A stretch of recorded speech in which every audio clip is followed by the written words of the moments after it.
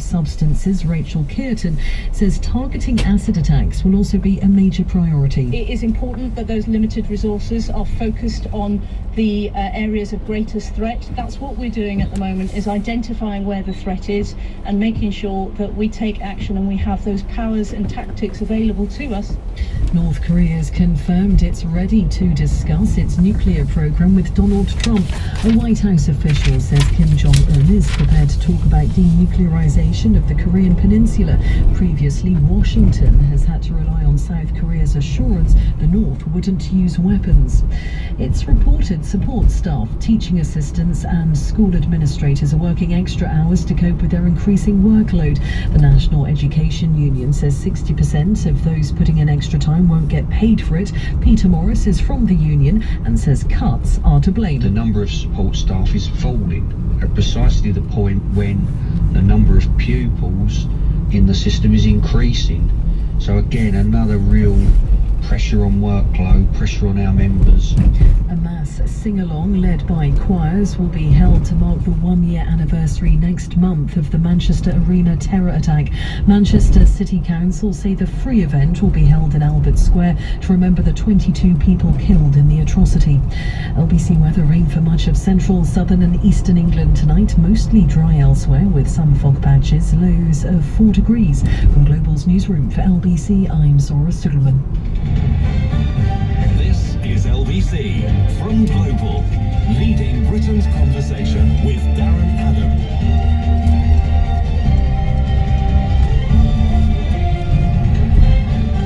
You know what we need, said nobody ever, a brand new political party, because they never work in this country. There's a whole bunch of reasons why political parties never seem to succeed, or new political parties never seem to succeed. The electoral system is one of those reasons, first past the post, which I personally favour for a whole variety of different reasons. We can maybe get into that during the conversation, but that's definitely one reason. The other, I think, is that the parties that we have, the main parties that we have, generally between them have always covered most opinion. You know, if you take the Labour Party and the Conservative Party, and whatever the third party is called at any one time, that covers pretty much most bases. Most people are happy with one of those choices. Indeed, at the last election, something like 86%, I think, of the total vote went to either Labour or Conservative. There's a new party, though, on the blocks. This one might be different because it's got a ton of money. A new political party with access of up to £50 million in funding has been secretly under development for more than a year. It is thought to be keen to break the Westminster mould. As we dissolve to a kind of dream sequence and some harp music starts playing, where have we heard that before? It becomes the Social Democratic Party.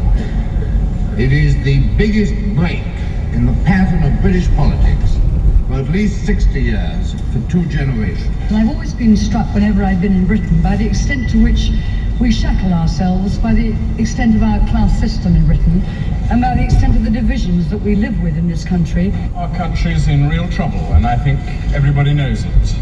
They can see unemployment rising, and they can sense that we will not recover our economic strength.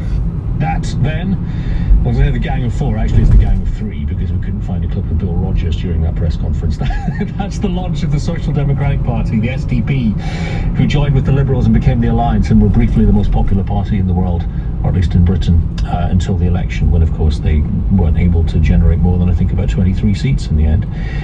Back in the early 80s, a split from mainly the Labour Party. There was a Conservative in there as well, but as I say, they joined with the Liberals.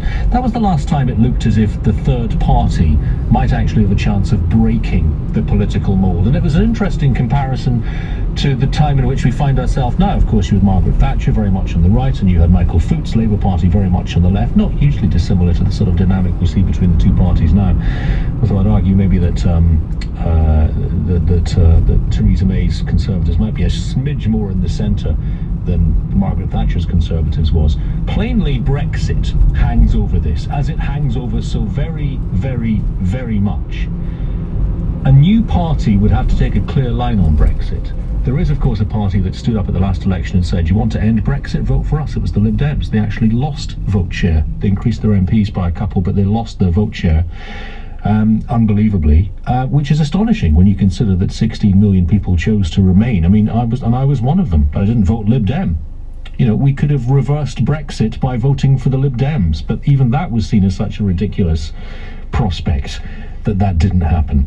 0345 6060 973 is my number. I want to talk about political homelessness this morning. Do you consider yourself to be politically homeless? Do you think the Conservatives are too far to the right? Do you think that Labour is too far to the left? Do you think the Lib Dems are too far down the toilet to be of any sensible use going forward? Would you vote for a brand new party? Does it stand a chance? Theo is in Maida Vale. Before we get to him, I just want to play you this. It's Toby Helm, who was speaking to Clive Bull earlier. He is the political editor with The Observer, and he agrees there are lots of people who are politically lost at the moment. I think there's definitely a gap, yeah. Clearly with the Tories, you know, being a party of the right and a party of Brexit, and Jeremy Corbyn taking his party to the left, but also not being very anti-Brexit himself. Definitely Corbyn and McDonnell are not particularly positioning themselves as anti-Brexit. There's a big mass of people, that 48% who voted to remain in the European Union, who feel, a lot of them feel a bit politically lost. And I think I've never, no period in covering politics, which is quite a long time now, I've come across so many people who say to me, I just don't know who I'm going to vote for at the next election. I wouldn't vote for any of them. And you can see why. They're people sort of lost in the middle, if you like. So I think there is an opportunity there, but that doesn't mean it's easy. It is extremely difficult. Absolutely, but you see it more in terms of Brexit rather than left and right and centre, do you? Well, I see it as both, actually, but I think Brexit, as you quite rightly in your very good introduction, I thought we touched all the bases, basically. I mean, I think it's also, it is also the fact that, you know, Corbyn has dragged Labour onto a very, albeit populist left front, slightly idealistic left front.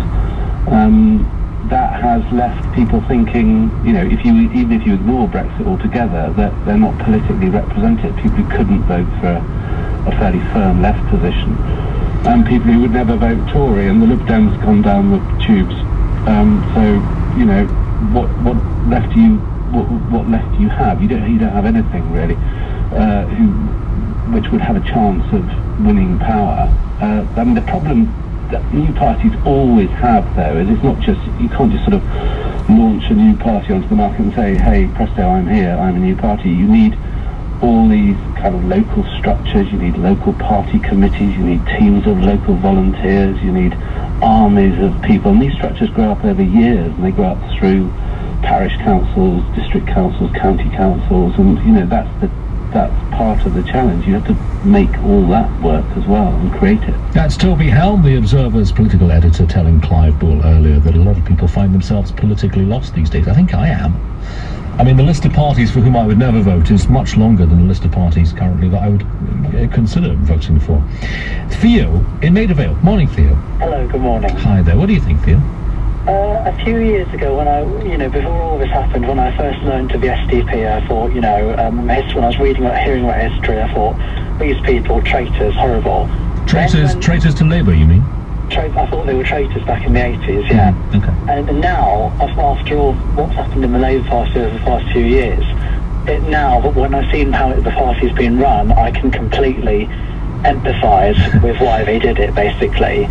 And I think they had a good point, but unfortunately the electoral system was a great downfall, in what they were trying to do. Well, they very nearly, I mean, if you were a Labour supporter at that time, they very nearly pushed the Labour Party into third place on the share of the vote in 1983, which would have been psychologically devastating for Labour. Of course, as you'll know, the electoral system shook out in such a way that they had almost the same number of votes as Labour, but something like a tenth of the seats.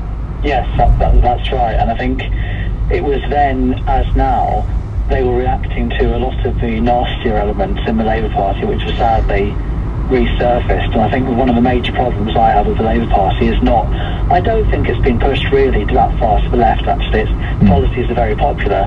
I think it's actually the fact that people at the top of the Labour Party are really incompetent, and the people supporting them are, frankly, nasty. But this, I mean, how much of this does come down to Brexit? I suspect that if Jeremy Corbyn had said something along the lines of, look, I used to be Eurosceptic, I used to be on the sort of Benite left, the old SNP left as well, who thought that Europe was a very bad thing.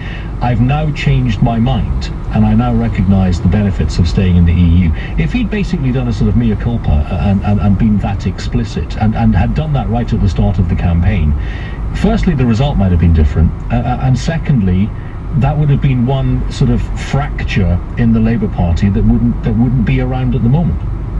Yeah, I mean, I think Jeremy's been playing politics really with, he's a bit of a typical career politician in that sense. You know, but he's basically... Jeremy Corbyn, career politician. Well, he is, that's what he's done. He wants to join the customs union, you know, even though it's trying to be popular, basically. He doesn't believe in it. But then he does lead a party which overwhelmingly believes that we should have remained in the EU, or at the very least we should stay in the single market and the customs union. So does he have a duty to reflect his membership's view on this? The membership is a tiny proportion of the Labour voters out there in the country. Well, even Labour voters, though, I mean, they are, if you look at the polls, they are overwhelmingly in favour of at the very least, exiting the EU as softly as possible. Yeah, but then does that translate to those people wanting to vote for a new centrist party? I don't think so. Well, there's the question. It might translate to voting in greater numbers for Labour, of course, if that becomes their position. This new party, then, this new centrist party, 50 million quid apparently, that's what it has access to. Now, I'm uncomfortable with any political party, Theo, doing well simply because it has a ton of money. I'd be uncomfortable even if that political party believed in every single thing that I believed in. Does it leave a sort of bad taste in your mouth as well, the idea that it might be possible for a party to do well simply because it is absolutely drenched in cash? Well, it's the same as Brexit. That came down to a lot of money as well. But yes. I think that the money will be better spent on reforming the electoral system. If you want to give a new party or give smaller parties a chance to actually, you know, win votes, like the Lib Dems, for example, you need to reform the electoral system, which is really, I think a lot of people didn't vote Labour last year with great enthusiasm. They were tactically voting. You see, the Lib Dems in some areas as well. I do still favour first past the post. I think the idea of every constituency choosing who they want to represent them, choosing which party that they want to represent them, and working out the election result on that basis is actually pretty sound. And I think the problem with proportional representation is that you end up with very likely a coalition of the first and third parties, you know, finding themselves in power, and the party that comes second not finding itself in power. I think that's just one of the democratic problems with PR. That said, of course, we've had two hung parliaments in 3 elections under first past the post. Yes, that's true, and also the irony is that the SDP, or this new centrist party, might end up in coalition with the Tories or Labour now. that would be one of the outcomes, possibly. Well, it was under first past the post, of course, in 2010, and one of the great ironies is that, in my view, the third party's decision to go into power with the Tories is what has hammered them so deeply into the ground that when it came time for them to be the party of Remain, no one wanted to vote for them because Tory coalition, you know. Basically, yes, but think about people. think about people in Vauxhall who don't want to vote for a Brexiteer like Kate Hoey, but they want to vote Labour. You know, that leaves them with a very bad choice. And I did, you know, we did look at seats across the country where there was such an obvious disconnect between the constituency opinion on Brexit and the MP's opinion on Brexit. But, you know, Kate Hoey, I think I might say she increased the majority yet further in Vauxhall. And you're right, it was one of the most Remainy constituency in the country, and yet she is a passionate Brexiteer. So I think there are so many moving parts now that didn't seem to exist even 30 years ago. If you do as I do, Theo, and you sound like you're a bit of a political nerd as I am, if you find yourself watching old election replays on BBC Parliament, you'll be struck by just how relatively simple it all was. There were far fewer candidates. Universal swing was something that was very much in evidence. In other words, the country tended to move left or right pretty much uniformly. That's all gone. That's completely gone. the country's changed rapidly over the last 30 years. I mean, we've got hundreds of Freeview channels, which we didn't have 30 years, but people have got so much more choice in everything now. Your choice then is to see Labour reform itself rather than turn into a new party. Yeah, because I don't want to be in the same party as George Osborne. Right, okay. So does that mean that, well, what does that mean for Labour? How would they reform themselves in a way that you would approve of? Well, I think hopefully they'll get, kind of like a Kinnock type, or, there'll be someone, basically someone sensible running the party who isn't kind of this kind of cult type following like Corbyn and Abbott and all that lot. Maybe there'll be someone more sensible like Keir Starmer maybe running it, who will, moderate some of the, nastier excesses of the fan base, and then will also be a bit more appealing to the electorate as a whole, and be able to kind of, as Blair did, if I may say his name, win over people from different parts, from, the right, the left, all these different parts. That's the kind of thing you need. A lot of people would hate me for saying that, but well, I think what I'll pick up on is the idea that you need, as a Labour supporter, something like a Kinnock figure, who did, let's not forget, lose 2 general elections and had a vote share far lower than Jeremy Corbyn managed last year. In fact, I think I'm right in saying that Jeremy Corbyn got more of a vote share for Labour than at any time since Labour in 2001 under Tony Blair. So what if Corbyn is the one that people want to vote for, and Keir Starmer isn't? Where does that leave you? Well, I mean, we'll see what happens when the next election happens, because I personally don't think Corbyn's going to win, and then if he loses 2, I think his position would be untenable. Agreed. If he loses 2, he's gone. And let's not forget that Labour have lost 3 elections in a row. Admittedly, they all happened quite close together. We've had 3 elections in 7. Won one of them outright, but nonetheless.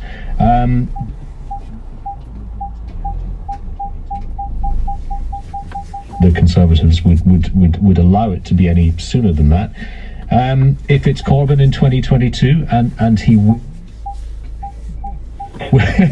you don't sound like you'd enjoy that prospect very much. Well, actually, there's been a theory advanced that I've read that some of these people wanting to start this new party are kind of doing so in the hope that it would actually stop a Corbyn government, in the way that, the SDP